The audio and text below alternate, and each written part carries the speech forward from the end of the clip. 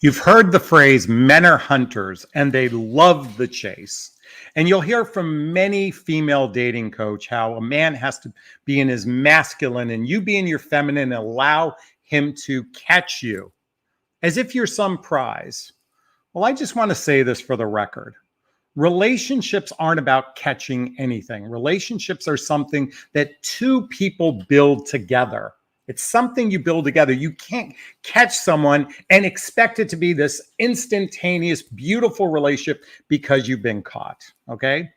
So I want to share with you the 3 reasons why you should not make a man chase you. I actually saw this earlier today on Steven Speaks YouTube channel, or he might be called Stefan Speaks. I'm not really sure. And he shares the 3 reasons, and I reviewed what he shared, and I really liked it, and I want to give you my take on this.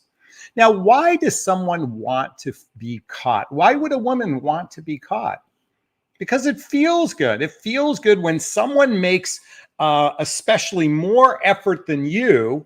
If someone makes extraordinary effort to convince you to like them, that actually feels good.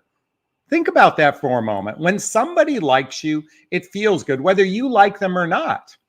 In fact, a lot of people can go into their righteousness and say, well, I liked him, but he liked me, but I wasn't that into him. That's our ego, playing tricks with us. And this happens significantly in the dating, mating, and relating process. And I will tell you, there are basically 2 types of women who appreciate.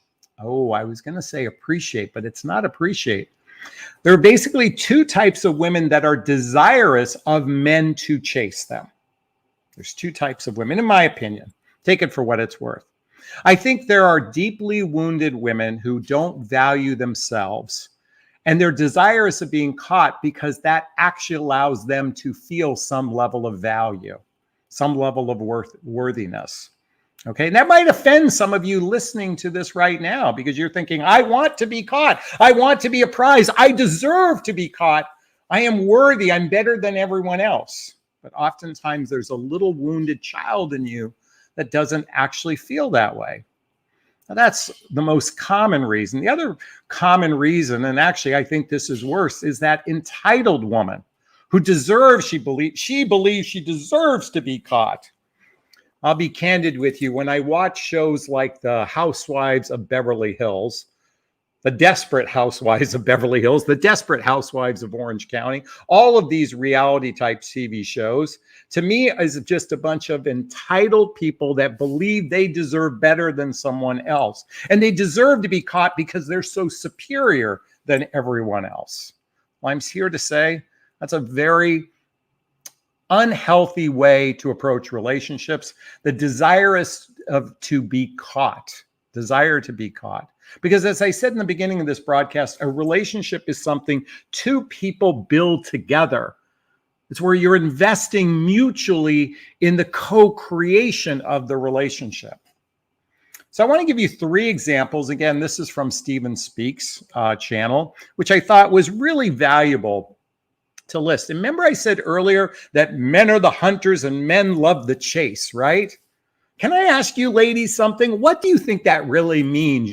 They're instinctual. They went out and hunted the buffalo, and they captured that buffalo, and then they rejoiced in the prize of catching the buffalo. And then somehow we equate this to human mating practices as if this is some sort of finality, because what are men chasing, ladies? What's the number one thing men think of on a first date? The number one thing. Can someone write that in the chat box? Because you all know the answer. They're chasing sex. They're not running around going, I'm chasing a relationship. I really want a relationship, but I'm going to chase that relationship. Men don't operate that way. We don't. We're oftentimes driven by our penis. That often is the case. I'm not saying it's right or wrong. It just is. And you ladies know it. In fact, some of you are even suggesting this. You know this. So rather than act naive and expect that you deserve something better, just let's understand human behavior. Men desire sex. Do you know what men know about women? You tend to desire commitment more so than men. That's right. You tend to desire commitment more so than men. So there's this cat and mouse game going on between human pair bonding that I'm just simply drawing attention to. Okay, so the first reason why you should not make a man chase you is if he's experiencing infatuation or lust. In other words, these are men who love bomb. They come on strong. They push for sex very early on in the process. They might not actually know whether or not they like you. In fact, there's a term that millennials use.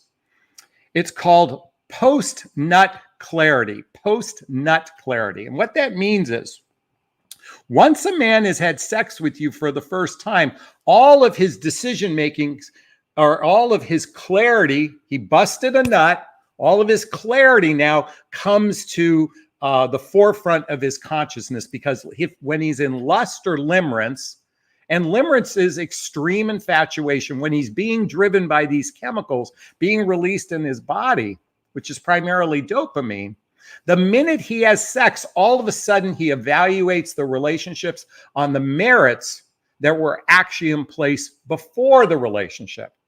I'm going to say the merits of the relationship before that's in place. So let's talk about some of you that are doing the long distance communicating and you're texting all day long and it's just so amazing. We're so into each other because we're having these amazing superficial conversations. How's your day going? Did you have a good day? I hope you had a good day. I'm thinking about you. Are you thinking about me? I'm thinking about you. Are you thinking about me? I'm thinking about you. Oh my God, I'm thinking about you. Oh my God, I'm so into you. I wish you were here. I wish we were kissing. I wish we were hugging, blah, blah, blah, blah, blah. Then you meet. And then the minute he has sex, why is it that men disappear?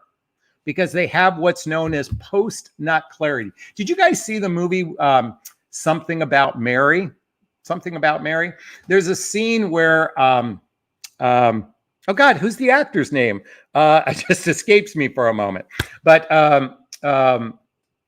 Cameron Diaz and, oh my God, the actor's name, Ben Stiller. Ben Stiller is with his friend and he's about to have his first date with Cameron Diaz. And his friend says, well, I hope you go to the bathroom to tug one out. He goes, what are you talking about? He goes, when you're on a date and you're thinking about sex all day long, basically this is the gist of what he's saying.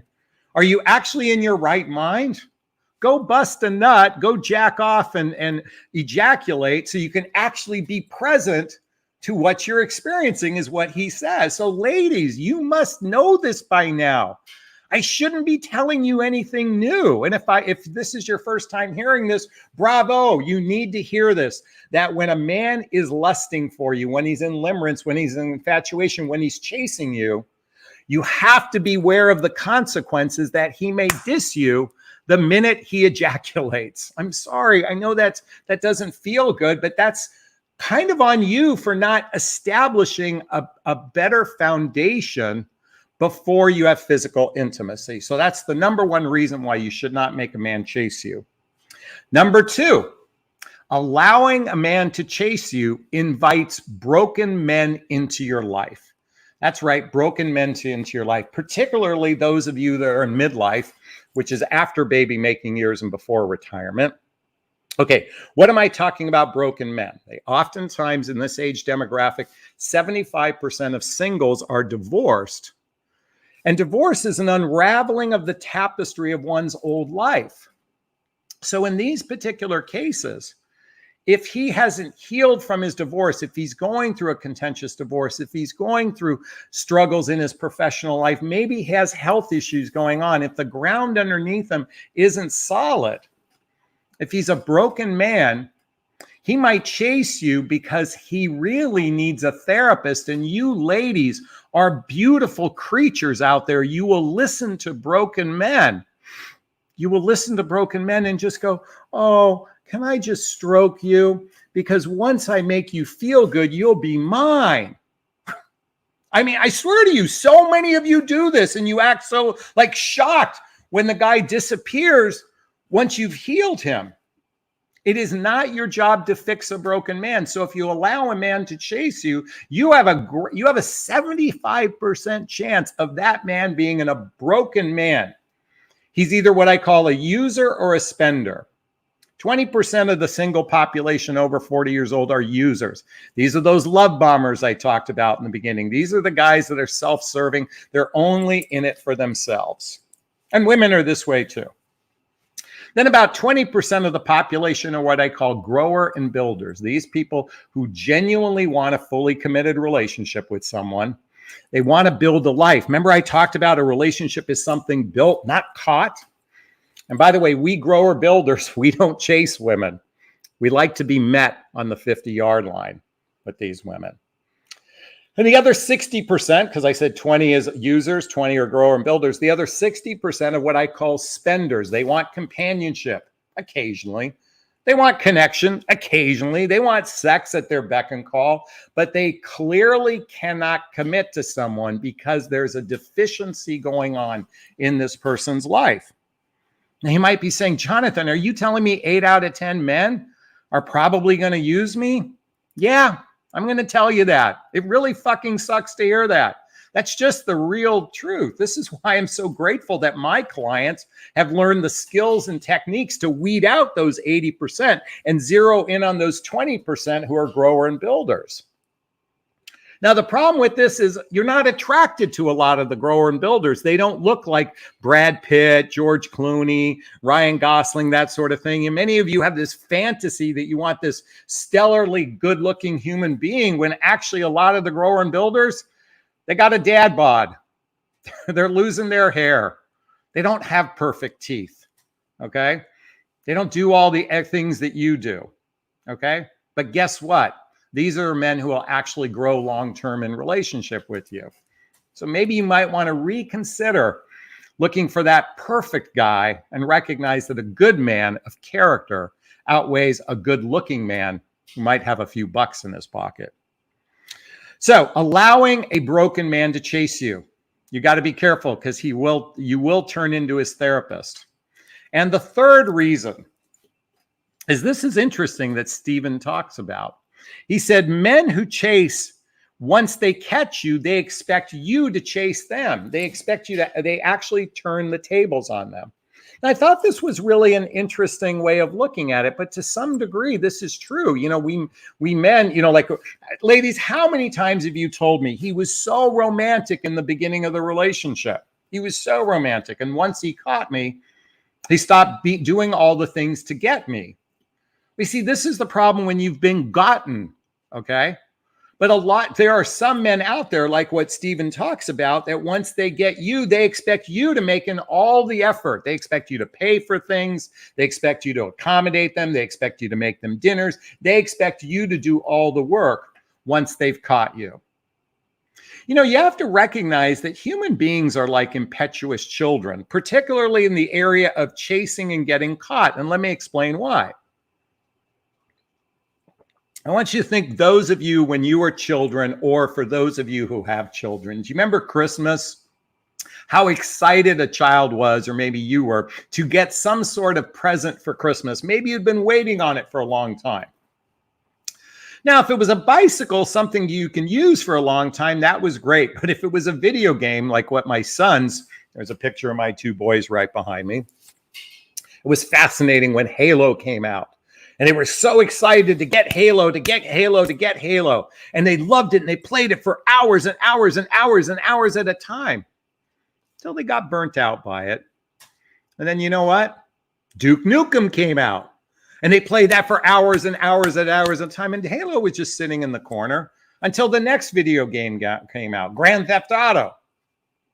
See, ladies, when you treat yourself like a prize, like a gift, or you expect to be treated like a prize or a gift, instead of actually stepping into the empowerment that a healthy relationship is something that's built together, you have a greater chance of having relationship demise than something that's growing.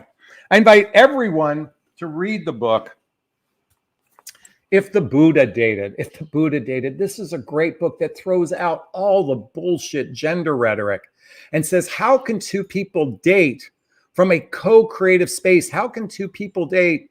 And by the way, in the description below is a link to all the my recommended reading list. Because I want to share something I wrote down. Trust is the foundation of a great relationship. For healthy relationships, intimacy needs to be built.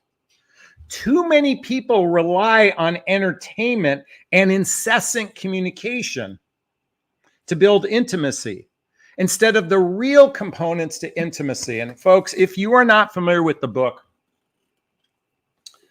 Emotional Intimacy by Robert Masters, I highly recommend reading this for yourself. Because intimacy isn't built through entertainment. All of those relationships that are built through entertainment, going out to dinners, going and spending money doing things together, oftentimes, or buying gifts for one another. Well, gifts is a love language, so let's not go down that road. But entertainment, entertaining each other. Guess what? After a while, you get tired of entertainment and then you just do Netflix and chill as your entertainment. Healthy relationships are built in the following manner. Instead of entertainment, first off, think about being a giver and also being with another giver. And this isn't just money, this is time, this is energy. Somebody who actually gives beyond the surface, okay? And particularly beyond the surface of paying things, time and energy. Being a giver. Saying, hey, do you need me to go to the store to get something? Hey, I need can you pick up my pills? Or they offer to pick up your pills from the pharmacy. Those are for those who are probably living together, but just being a giver in relationship. Number two, this builds intimacy is when you learn something new together. Maybe you go to a salsa class. Maybe you go to an art class together. You learn something new together. This builds intimacy with another person. And lastly, being of service, doing things of charity with your partner, actually doing things of service, being of service to others. You know, this is my business, being, my YouTube channel, but also for me, this is the way I serve humanity. With my perceptions, with my book, yes, there is a level of profit from it, but quite frankly, I do this because I fucking love to be of service. I love helping clients. I love coaching clients and seeing them change. For me, that's one level of service. Another level of service could be simply doing charity work together. But this builds deeper intimacy in a relationship instead of relying on entertainment. Because those relationships that rely on entertainment oftentimes don't fare as well as those that use at least these three things I just shared. So just to repeat, the 3 reasons why you shouldn't let man chase you. Those men might be in lust or limerence. They're only looking to get off. And once they get off, they don't value much at you anymore. Number 2, if you allow him to chase you, he might be a broken man and you will become his therapist. And that really fucking sucks. And lastly, some men expect you to chase you, expecting you to chase them when they've caught you. And this is why you may not want to have a man chase you. Is this sinking in? Is this resonating? Please let me know. I'd like to hear your thoughts. Post a comment below. You might have something to say. I'd like to read about it. I tend to read all the comments and acknowledge most of them as well. All right. I think this will be a good place to ask. Oh, before I forget, please hit that like button. Please share this video. Please subscribe to my channel. Please hit that notification bell. And if you want to connect with me, in the description, in the show notes, are a variety of different ways to connect with me directly. Is that okay? Please hit that like button. All right, it's time to take questions. If you know my format and you have a question, write the word question, then post the question thereafter. Or you can purchase a super sticker, super chat. We'll $ the chat box. All the monies from the super sticker, super chat goes to a scholarship fund in the name of my son, Connor Asley. That's a picture of him there in the Obey shirt. It's my son who passed away 5 years ago. In his honor, I donate to causes like the Hoffman Process, Insight Institute, and Seeds of Love, which is an organization that helps children in Colombia who have been abandoned by their parents because they have a serious illness. So Seeds of Love, check it out. All right, let's see what kind of questions we have here for us today. Tina says, this isn't a question. Well, this is a question. Some physical attributes go for women. Many curvaceous, thick women are good, worthy women, but not given a chance. Do you see this, Jonathan? Yeah, I think here in the United States, we have a society that highly values thin people. And thin oftentimes is associated with healthy. So Cosmopolitan magazine, Vogue magazine, that sort of thing, all centers around thin people. So the way you've described it, I would say that now, not all men like stick figure women. Not all men like curvaceous women. I think there's what's the expression? There's a top to every kettle. To every teapot, okay? There's a top to every teapot, or a lid to every teapot, excuse me, okay? But I would say, yeah, in the United States, it hyper focuses on physical beauty. Look at Instagram, look at the Kardashians. I mean, how much effing plastic surgery have these women had? And it hyper focuses on creating a false sense of the person. So I'm not saying it's good or bad. I'm just saying that's what it is. So do I see it? Absolutely, Tina, I do see it. So thanks for bringing that up. McCoy's Oak Hill Farm says, oh yeah, it resonates. I don't like men to chase me. I prefer we show interest and step up and work on it. Way to go. Amen. I like to hear it.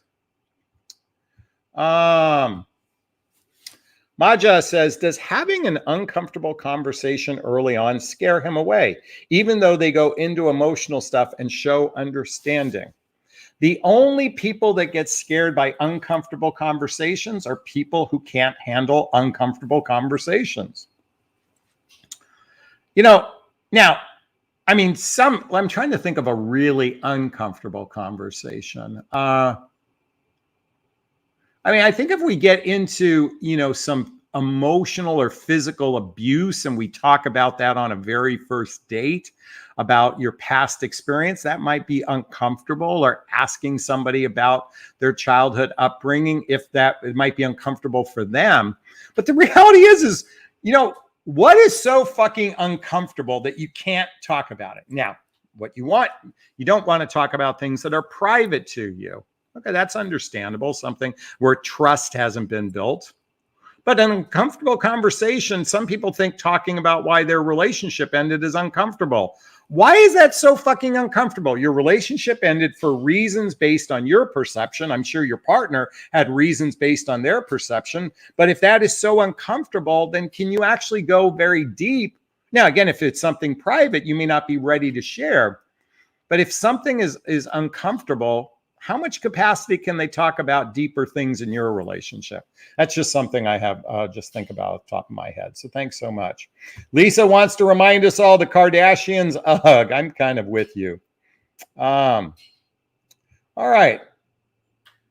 Susan says, 3 types of men I've learned the hard way from: veterans who haven't dealt with their shit, dating widowers too soon, and dating men who've been dumped by someone when they were in love with recently. I can understand where a lot of perceptions are valid in these particular circumstances. Most importantly, if someone had a traumatic experience in war, that could be something that requires healing. If a person just lost a loved one, I know when I lost my son Connor, I had to do grieving and healing for that. And also when we've lost somebody, when we're overly attached to another human being. I think you can love someone in the relationship end and you can still do a conscious uncoupling with one another. But if you're overly attached to a person, I would say that it takes them time to heal. Yes, I would agree. Margaret wants to say, I love the idea of being of service, being important. I agree. Thank you so much. All right, Miss Ashley is in the house. I want everybody to read this. I've just got to turn on the AC a little bit here. So just keep listening. I'm going to keep talking, but it's getting hot up here. And if you hear that fan, please forgive me. All right. Miss Ashley says, how do you make a selection between multiple suitors, or should you invest time with each until you make a decision? Okay, I have a theory about this. If you're actively kissing and have sex with multiple men at the same time, it's going to be a really hard time to make a decision, okay? Now, if you're kissing multiple men at the same time, that could get problematic too, okay? I'm a big believer that we should, if you give one person 3 chances, okay? 3 dates, okay? And that should, 3 dates can happen in a 2-week period. I think taking a break, like, okay, so let's say, but here, okay, I'm saying take a break for 3 weeks, go on, or 2 weeks, have 3 dates with a person, okay? By the 3rd date, the 2 of you know, if you want to kind of really get to know each other, it gets really muddied the waters if you're then still doing meet and greets with other people. Now, ladies, I just want you to think about this. You've gone on 4 dates with a man, okay? But he's still doing meet and greets, meet and greets, meet and greets, meet and greets, meet and greets, meet and greets. You're on the 6th, 7th, 8th, 9th, 10th date. He's still doing meet and greets. I mean, really? There's obviously something not really he likes something about you. Maybe he's on the hunt to get laid.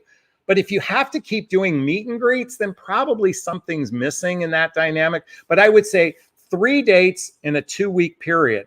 But Jonathan, we're long distance. We don't get to see each other. You guys, listen, long distance, if you don't have a real significant plan with that long distance person, if there isn't a really solid reason why 1 or 2 of you shouldn't be living in the same city, it's going to be fucking problematic. Oh, Jonathan, you just said a bad word. You said the F word. We're so offended by that. You're so unprofessional. Folks, I use levity to make points. If an F-bomb here or there turns you off, then you're probably uptight to be in any relationship anyway. But, oh my God, I'm just going to offend so many people. I'll be canceled for that. I'm sorry. I'm just having fun with people that give me annoying shit every once in a while. Okay, so Miss Ashley, I hope I answered your question. Miss McCoy says, yeah, my late boyfriend had an alcohol addiction. I said, fix yourself. I'm not here to do that for you. I will morally support you.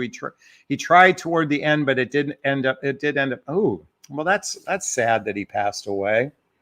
All right, Nicole is in the house and she says, long distance relationship of 23 months. We broke up. I'm here for my birthday. I'm here. He is happy. I am here. What to do? What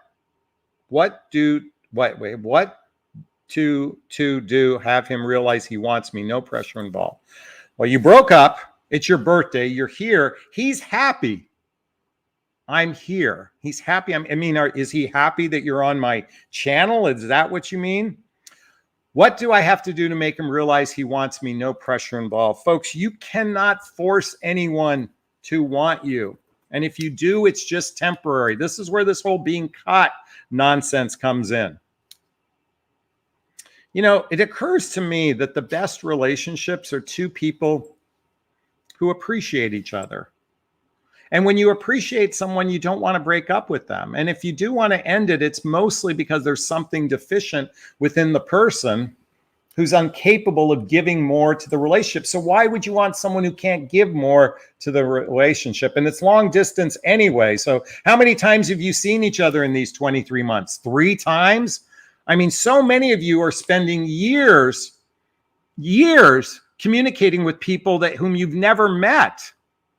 It's fantasy, it's delusion thinking. I'm not saying you're delusional, Nicole, because I don't know how often you see each other, but trust me, like with Marie and I, we were very intentional right from the beginning. If we knew this was going to work, we'd have to see each other a lot, and then we agreed we had to live together for it to work. So within a 100-day period, we spent 45 days together. But Jonathan, I can't do that. Well, guess what? Yes, we were fortunate. We had lifestyle that allows us to see each other for 45 days in a 100-day period. And there was 1,700 miles different distance between us. We were fortunate. But if you don't have that fortune, you are betting on a really weak foundation because proximity creates continuity. Remember that continuity. Continuity are like roots to a tree. The more continuous those roots are, the stronger the relationship is. Continuity, proximity builds continuity. Someone write that in the chat box. Proximity builds continuity. Continuity builds trust.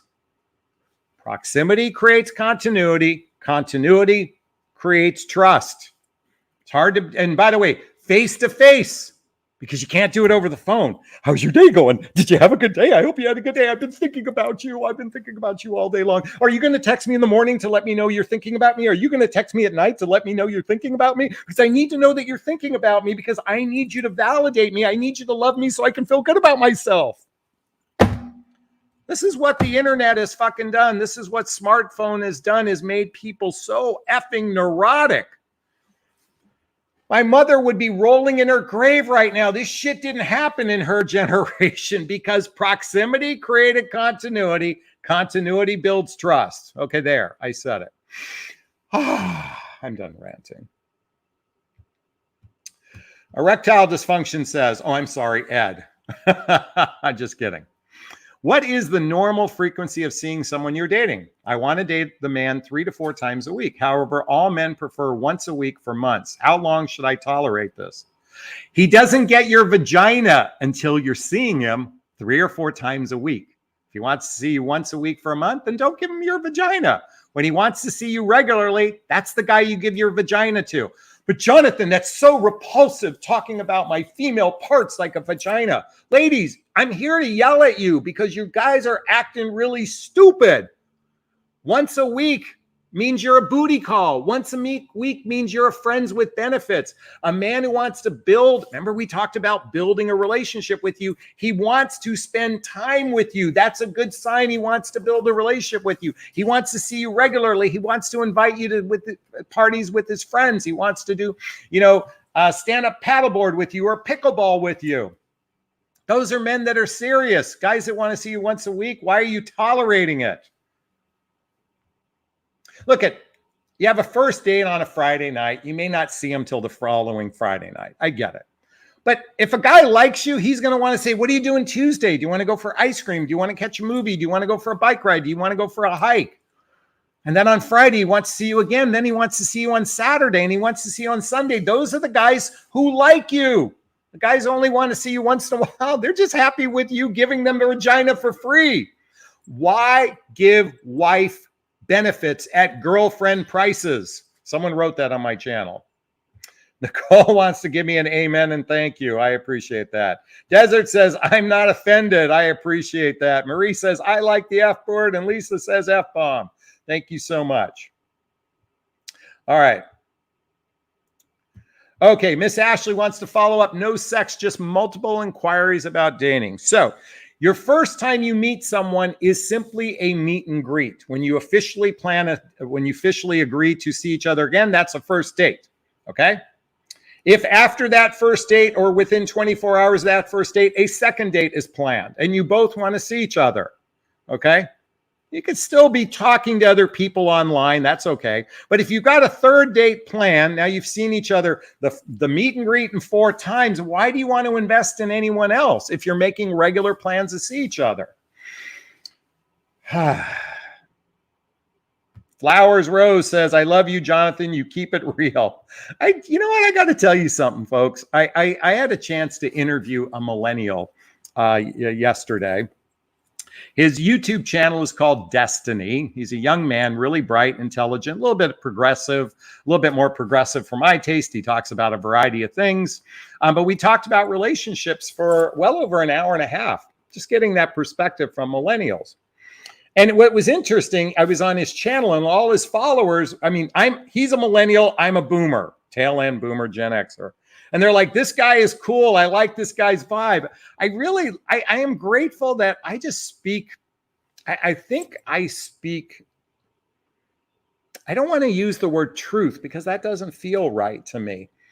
I just speak what's obvious and not the bullshit narratives that are being sold out there that a man should chase you because men love the hunt and men love the chase, as if they're actually chasing a fully committed relationship. Anyways, thank you so much.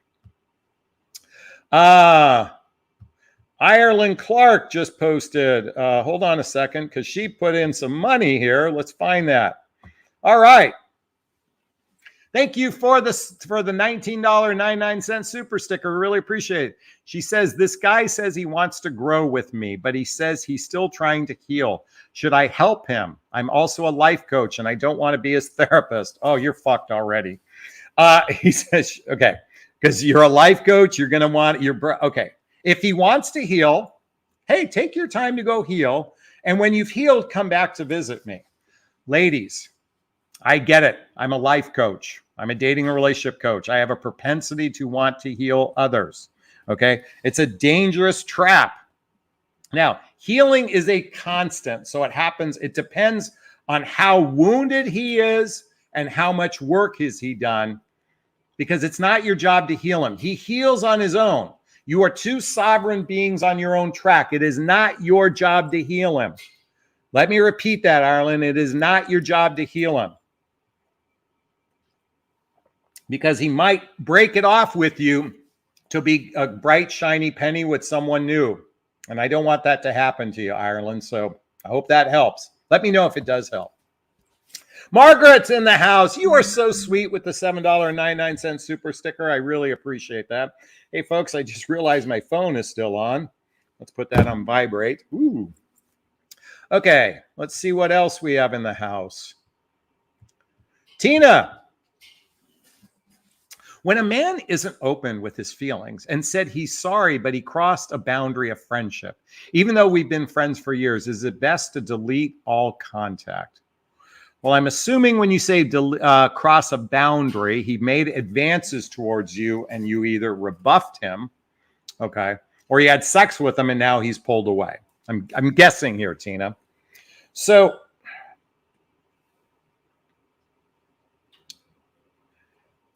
he crossed the boundary of friendship. So I'm guessing, it's hard to know. I'm not here. Listen, I think you can be friendly with a person. Okay. So I am still friends with my ex-wife. Okay. And I'm friends with my ex-girlfriend who's a doctor. Okay. Now, to the extent that we socialize and talk together frequently, that's not that much, but I'm still friendly with an ex-lover and my ex-wife, okay? But to the extent that they're friends, I don't call them up and bare my soul and talk about my relationship. Although Marie and I have spent time with, I've spent time with one of her ex-lovers. She spent time with one of my ex-lovers, because I think if we're going to be friendly with an ex, then our new relationship should also be friends with this person. Bum, bum, bum. I just said something. Write this down. If you are friendly with an ex-lover, then your current lover should also have an opportunity to become friends with that person. There should be some social gathering where the two of you connect. If they're not willing to allow that person into your new, if they're not allowing you, the new lover, to get to know his old lover, that is problematic. Bum, bum, bum. I just said it. We'll see. I'm really just spitballing this out, but I will tell you that it's okay to be friendly with someone, but if you're friends with them, whomever you date in the future, they should also become friends with them as well. That builds trust. Okay? All right. Someone says you're cracking me up with your passionate cussing. Thank you so much. I appreciate that. All right, let's keep swimming here. Bump, bump, bump. B.B. Kane says, you are the dad that we all needed to scare away the bad guy, direct and to the point. You know what?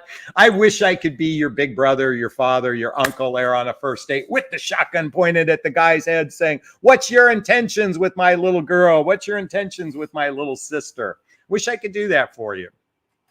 A lot of women would like to be friends with me. I have clients who have me call their boyfriends. I've had many conversations with clients' boyfriends because I cut through the bullshit. I'm like, look, I'm working for my client. She wants my approval with you. So you and I have a chat. Think about, did you guys ever watch Indian Matchmaker, or did you watch the Jewish Matchmaker? Having your family as part of the decision-making process of who you'll engage in a relationship with is a principal foundation for matching up with someone in these cultures. Isn't it fascinating that we put sex and attraction so far ahead of actually building trust. Look, and I'm guilty of sex on a first date with a person I didn't know. I had that PostNut Clarity I talked about earlier. I am certainly guilty of that. But at the same time, I'd like to think I grew up. Anyway, I'm just babbling now. Thanks so much. I want to thank Foz M for the 10 francs. I really appreciate that. All right, let's keep going here. Ireland says, thank you. You're very welcome. Weejan is in the house. Hey, sweetheart. Kimberly says, you're so right on, man. Why did I put up with the last guy for so long? Too soon, old, too late start. I'm 69. He ended a 10-year relationship. The pickings are slim. Well, if you want to set yourself apart, one of the things I teach in my coaching is how to vet people because, yeah, the picking, by the way, you all women think you're just the prize, but let me tell you something. It's slim pickings for us men too. Because there's just as many dysfunctional women out there. There's just as many entitled women out there. God, I watch Housewives of Orange County or Beverly Hills. Shoot, and I live in between those two cities. So there's a lot of entitlement. There's a lot of dysfunctional women out there. Most everybody thinks they're not the problem. But you got to go to the mirror. Okay? So if it is slim pickings, then guess what? You're going to have a hard time. So I invite you to start saying, it's raining great men, it's raining great men, it's raining great men. And by the way, it's slim pickings because you all are looking for the unicorn guy that's drop dead gorgeous, has his shit together, and has emotional IQ. Look I got a dad bod. I mean, I'm lucky I still got a full head of hair. And yes, I do not color my hair, folks. I don't. I got blessed by my mommy and daddy. I mean, there is some gray here. There's a little bit of gray. Anyway. But there's dad bods out there, guys losing their hair. They don't look great, but you know what? There's a lot of men with great character. You just tend to bypass them because everybody is searching for a unicorn. All right, that's my judgment. Take it for what, leave it. Miss Ashley goes and says, thank you, Jonathan. That is what I've done. I am only investing my time with one person, but my friend says I'm cutting myself short by not meeting other suitors. Meet and greets. Do as many meet and greets as you want. But if you get to a third date, put your attention onto one person. That's not really that hard to do. Melanie says, right on, Jonathan, for all your hard work, gaining knowledge, unique point of view. It turns out I'm actually an emotionally mature person. No contact for me due to the explosive demeanor behavior. Well, it's good to hear that you are emotionally mature. I'm an emotional mess, folks. I've got anxious attachment style. I am riddled with... I am flawed human being. I've got weak skills at some point. I will own that shit. I just happen to be a good communicator. But then again, that's what I do for a living. So, but I'm happy to hear you feel like you're emotionally mature. Lisa says, psychologists say you should cut off all ties with the ex, especially after a breakup. Okay. Some psychologists, I agree, because most human beings do not have the emotional maturity to regulate their emotions. So they're too tempted by past experiences. However, I don't agree with all psychologists, and let me tell you why. It's kind of the line in the show Sex and the City. When you love someone and it ends, where does the love go? I think if you use, by the way, I'm going to be interviewing my dear friend, Catherine Woodward Thomas, very soon. She wrote the book, Conscious Uncoupling. She also wrote the book, Calling in the One. Where is that? Great book called Calling in the One. But conscious uncoupling, when two people can end a relationship with love and dignity, there's no reason why you can't be friendly with them. Only immature people end relationships without love and with a bit of dignity. That's my impression anyway. Weejan, would you please provide some resources or communities for married couples to join to maintain their marriage consciously? Yes, I highly recommend the book by the Gottmans, 7 Principles for Making the Marriage Work. I highly recommend, type into Google right now, Gottman Institute. There is a plethora of content by the Gottman Institute to help couples. Also, there's another great book. Where's this other one? Okay, so this one is called, Marie gave this to me, How to Make Your Second Marriage a First-Class Success. There's a copy of the book below, but also this is Calvin Roberts. He's on the show Married at First Sight. He wrote a book, Marriage Ain't for Punks. No nonsense guide to building a lasting relationship. I love this book. This is one of those I picked up and I go, I love everything about it. Check out Pastor Calvin Roberts. Marriage Ain't for Punks. So Weejan, I hope that helps. Hey, Foz, thank you so much for the 10. Is that Frank? By the way, is that a franc or a pound? I am so clueless. If that's a euro, a franc, a pound, whatever it is, please let me know. Lisa says, nice shirt. Thanks so much. All right. Tina wants to remind us all. Thank you, Jonathan. Trust. Yes, exactly. What? They can't deal with the boyfriends themselves. That's kind of sad. That's possibly true. All right, let's keep going here. Bump, bump, bump, bump, bump. Remember, write the word question and post the question thereafter. Bump, bump, bump. Margaret wants to remind us it's raining good men. It's raining good men. It's raining good women. It's raining good men. It's raining good men. It's raining good women. You ladies, you unicorn. You guys are all seeking the unicorn. Lisa wants to remind everyone that only 14% of men are over 6 feet tall. Exactly the average height of a man is 5'9". My son is 5'10". I am so disappointed that so many women will reject him for 2 fucking inches. Now, if his penis was 2 inches shorter, maybe I can understand that. But 2 fucking inches causes so many of you to say no. How fucked up is that? And some of you are barely 5'5". Does it really matter? But Jonathan, I have to wear my 16.5-inch heels. I have to wear my 6-inch heels everywhere I fucking go. I've got to walk around in heels wherever I go. I go to the beach in these heels. I need them to be taller than me. You guys are fucking insane. You'll pass up on good character for 2 fucking inches. You got me riled up. Susan says, I sat next to a lovely Indian woman on our way to arranged marriage in the U.S. We had a great conversation. I could never marry someone I didn't know, and even though those I do. I got it. Thank you. Can I ask how old you are? I am between the ages of 55 and 65, somewhere in that range. That's how I'm answering my census. All right, let's keep going. Johika says, it's important to take the time to get to know someone. There's no rush to avoid a miserable life. You know, folks, I told you I was talking to a millennial the other day, and we were having an interesting conversation. And we were talking about the demographics. He was actually talking about lesbian women. And I may butcher this a little bit, but he says lesbian women within 3 months of dating move in together. Now, he meant that as a generalization. But we talked about that and the value of actually living with someone.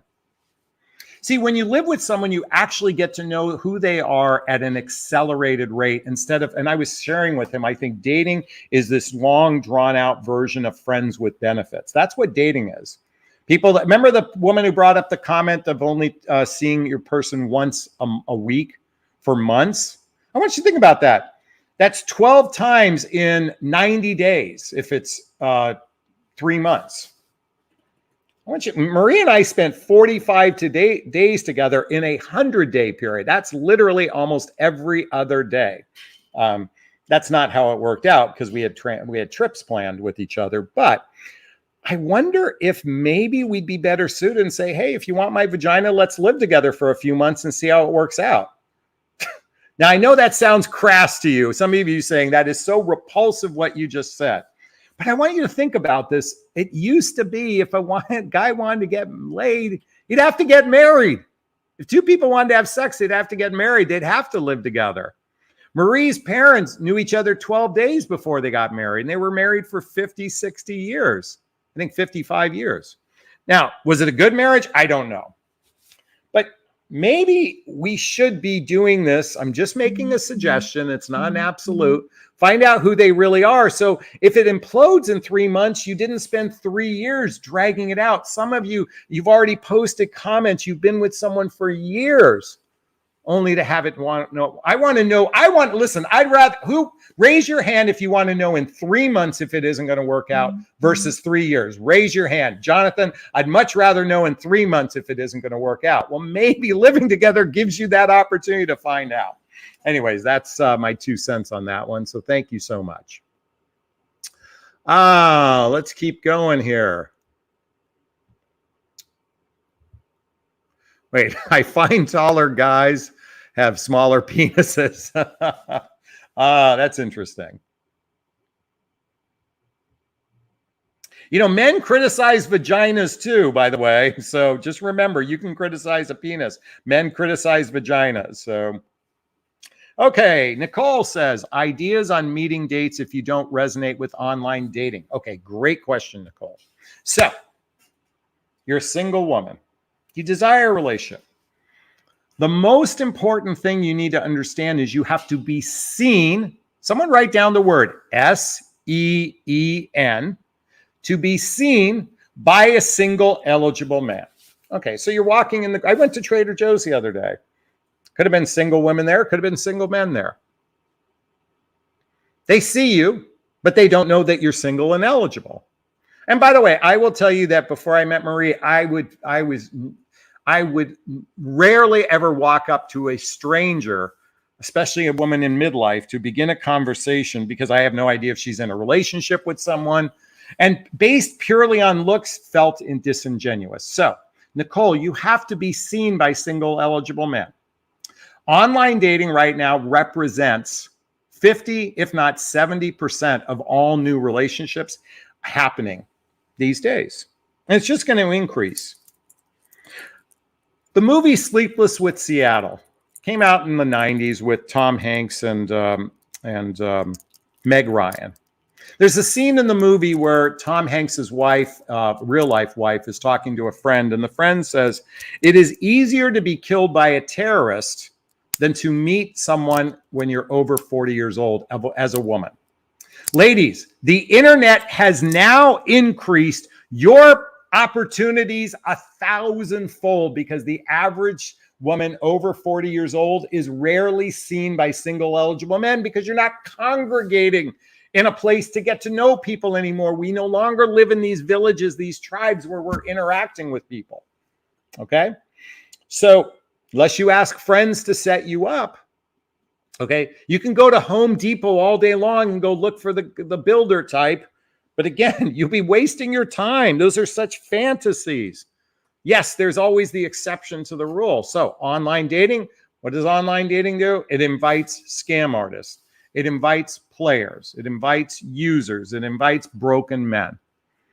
But guess what? Your job is to learn how to sift through the haystack. It's one of the reasons why I created my private coaching program. I love it when I get calls. I love it that women make investment in coaching with me, and I get calls all the time. Jonathan, I met a great guy. Jonathan, I met a great guy. Jonathan, I met a great guy. And they know the difference because they've learned how to sort, how to filter in and filter out, guys. So that's my invitation for you, Nicole. Maybe you should schedule a call with me and see if working with a coach is right for you. All right. Lulu. Hey, I like the evil eye next to your name. He came to meet me from another date. Now he offered to go meet him. Right now he offered to go meet him somewhere. Should I go for it? He said he'll pay for the flight. Did he come from another state or another date? I'm assuming another state. Listen, he is paying for your vagina. Okay? He should fly to you. He should get a separate hotel. Okay? And then spend time with you. If you have not built a level of trust with one another, he's paying for your vagina. Men will fly. By the way, it's believe it or not, paying for dates is a lot less expensive because you can build a connection with someone. You see, paying for prostitutes, sex workers, it's so impersonal. So yeah, a man could get one for $300 or $400, but you can spend that on a few dates from online dating. It'd be a little bit more personal. It's a little bit more physically satisfying. And yes, some men will pay for airfare, but believe me, your chances of it being real will be if you've built some trust with one another. At least with the case of Marie and I, she actually came to a wedding with me on the second date. So she met friends of mine. I felt safe enough. We had enough rapport where I felt safe with them. But be careful of the guy who's going to fly you out. Doesn't mean he's a bad guy. I'm just being your protector here. And be careful of that. Have him fly to you. Have him get a separate room. If he's willing to fly to you and get a hotel room, you have a greater chance for success than you flying in and staying the night at his place. Is this sinking in? Is this resonating? Please let me know. All right. Let's keep going here. Oh, a lot of people raise their hand. I forgot. Yes, exactly. Seen. What do men criticize about women's vaginas? Okay. That it's not tight enough. That's one thing. Maybe the scent might be pungent, or it may not be lubricated enough. This is what women complain about penises. Men complain about vaginas too. Actually, we don't complain to other men about this. We don't really, but anyways, that's what they could complain about. All right. If you have a question, write the word question. Kimberly says, I've gained so much strength from listening to you. I'm realizing how I have failed in the last relationship. I really have given every type of chance, but there has been no attraction. Okay. Happy to hear I'm helping. Johika says, have you ever considered making an event for singles? Yes, I have. But let me tell you something. It is such a fucking pain in the ass to get people to show up to an event. So here's my invention. Okay. Anyone who's listening, if you want to put together an event in the city you live in, my cost for this, simply cover my airfare and a hotel. I like to fly first class, so I'll upgrade myself. Airfare and hotel, that's all I need. You figure out how to get butts in the seat. You charge, if you make a couple $1,000s, you keep it. I just need the airfare and the hotel for 2 nights at a reputable hotel. I will happily speak to any event in your city. You probably need 20 women, maybe $50 a person, maybe 30 women, $50 a person. Get the butts in the seat, and I will fly to your city. That's all I need. I don't need to make a profit. I just want airfare and the hotel. I'll pay my own food. You can take me out to dinner too. Anyone who wants to do that, say, Jonathan, I will plan an event. And if you do, go to my website, jonathanasley.com, write my assistant, Christina, at support@understandmennow.com, and she'll get you my contact info. Okay?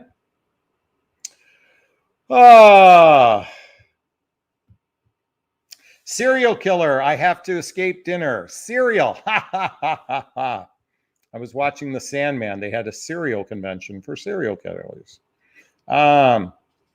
Tina said, I would show up. I want you to arrange it. One Heart America said, I will host.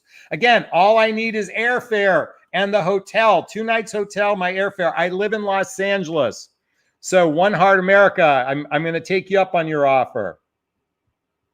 Susan says, coconut oil works great as a lube, healthy and tastes good. I will tell you, I had coconut oil. Actually, my sweetheart turned me on to Uber Lube, which is at Amazon, $25. It's got its little squirt thing on it. But I love coconut oil as well. It tastes good. I know women like to put it on penises as well as men putting it on vaginas. Let's see. Christine says, I'm in Sydney, so I can't afford airfare. I'm sorry. Well, you just have to plan the event. Bartenders, no bar. I want you to plan the event. You get women, you get butts in the seat, and I will show up. I'll even pay for Marie's airfare. Let's see. Who else? Let's see what else we've got. Tina says, great idea. You wouldn't have to travel too far. Okay, I'm in Los Angeles. Let's see. Venza says, what if we are in the same city? If you're in Los Angeles, you organize the event. I will show up.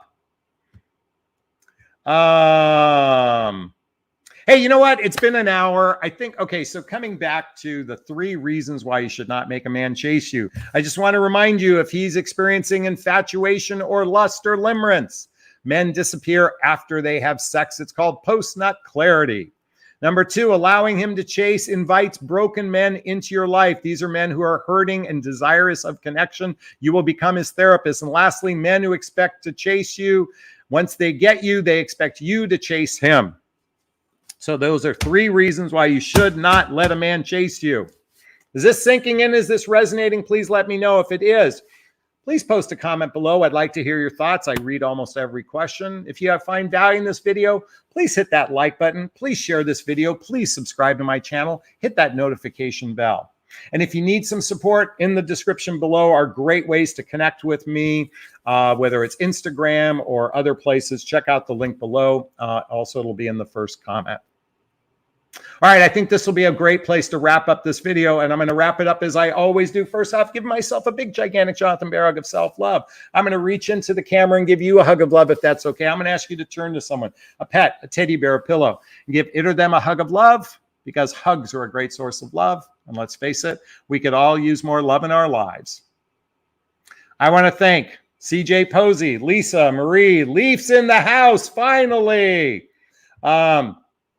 McCoy, Kristen, Venzi, Melanie, Lisa, Lulu, Sherry, Margaret, Marie, Desert, Gigi, Tina, Susan, Kristen, Bartenders No Bar, Lulu, One Heart America. Everyone, thanks so much. Hope you found value tonight. Wishing you all the best. Be well. Thanks. Bye now.